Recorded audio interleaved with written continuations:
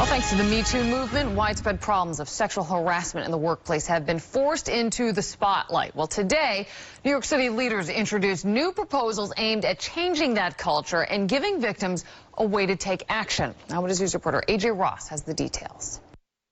Consent is yes.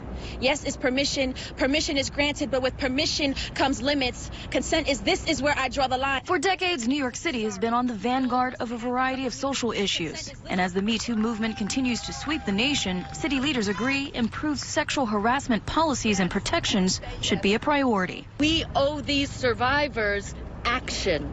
Because although we have strong sexual harassment protections on the book, we know that reality has not caught up with the law. Just what falls under the scope and definition of sexual harassment and assault in the workplace has been a blurred line for too long, according to these members of the Committee on Women and Civil and Human Rights who convened on the steps of City Hall Wednesday. We are currently investigating 148 cases of sexual harassment in New York City. Joining together with local advocacy groups, council members announced plans for a new legislative package that would not only track workplace harassment but require more intense training and education. The new laws, which will cover both the public and private sector, will also provide additional protections for victims who come forward and make reports. Now everybody across the nation and the world has been put on notice. Sexual harassment over. City leaders say these proposed laws are just a starting point, and they'll be looking to the public for additional input and, as always,